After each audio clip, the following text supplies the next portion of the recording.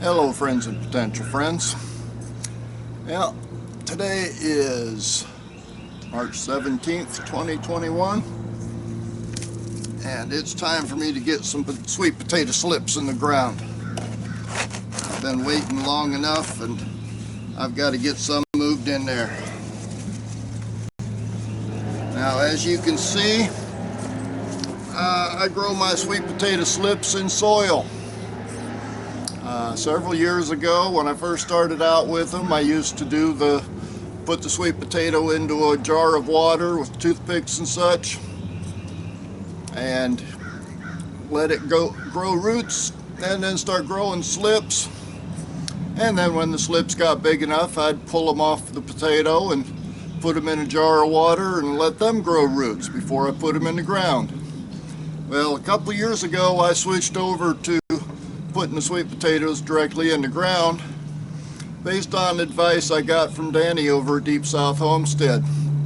I mean, he made a pretty profound statement one time that kind of caught my interest. He said, God doesn't grow sweet potatoes in water.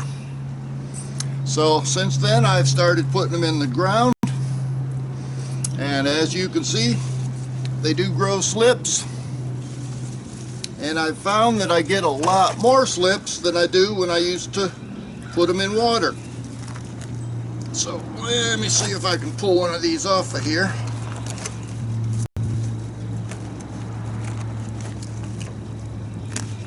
Oh.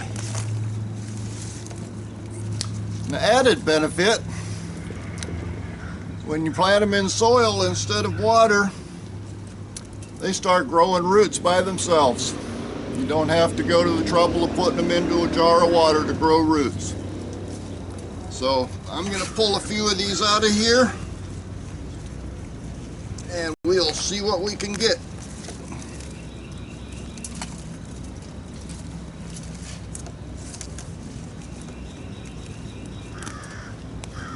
Now I'm trying not to hurt the roots on the slips any more than necessary.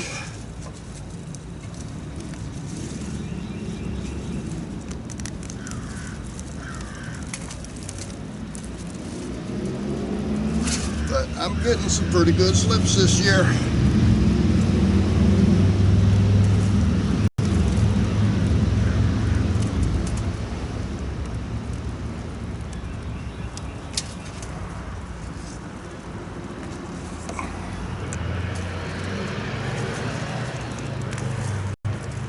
Uh-oh. Pulled the potato up on that one. That's okay. I'll just shove it back down in the dirt.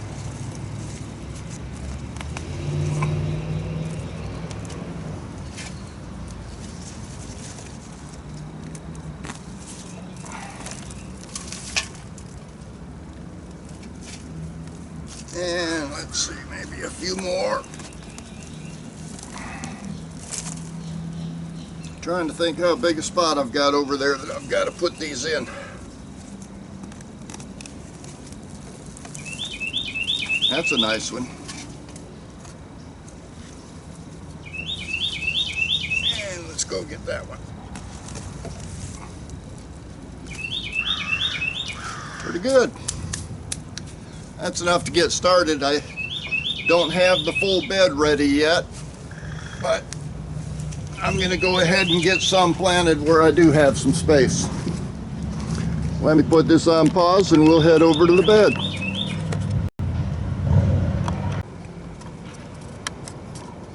Okay, if you caught my recent update, you know this is where I had tomatoes planted. Well, I've got about half of the bed emptied out as the tomatoes quit, but I still have a few tomatoes up here that are putting on fruit, still putting on flowers, and still growing tomatoes. These, I believe, are Mule Team tomatoes, the last ones that are hanging on here. And I'm going to let them just keep going until I get all the tomatoes off of it. At some point, I'm also going to get rid of the rest of that kale down there. Ultimately, I want this whole bed to be filled with sweet potatoes this year, and then it'll stay filled until probably September will be my harvest. So let me get set up and we'll get these slips in the ground. And we'll start off over here on the south side of the bed. I'm going to be putting these about every 1.5 feet or so. And soil's real easy to work. If you've seen my harvests in here before, you know I tend to do everything by hand because I keep some pretty decent soil in this bed.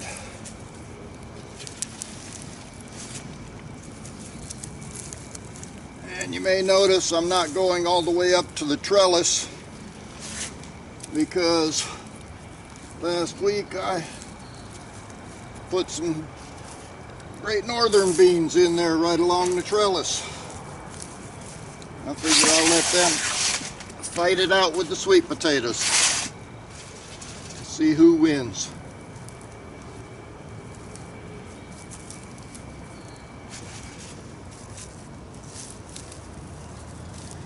And I do still have a few volunteers in here, things I missed from last year.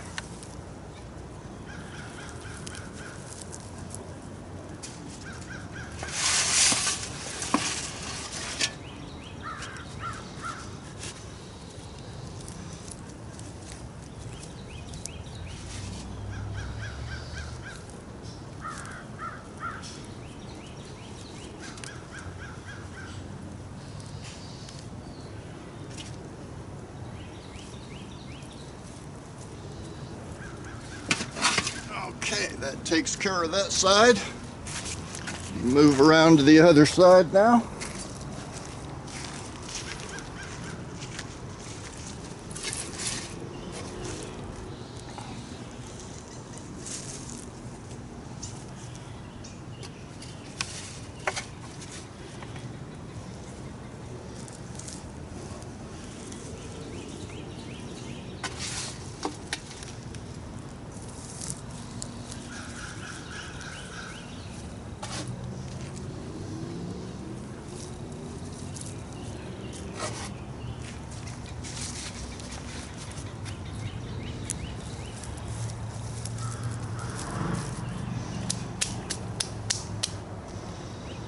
And it's just as simple as that.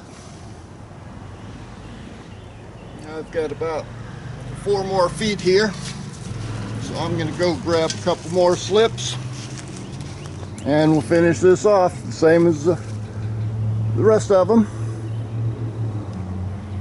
and then we'll just sit back and watch them grow. We're supposed to get some rain tomorrow.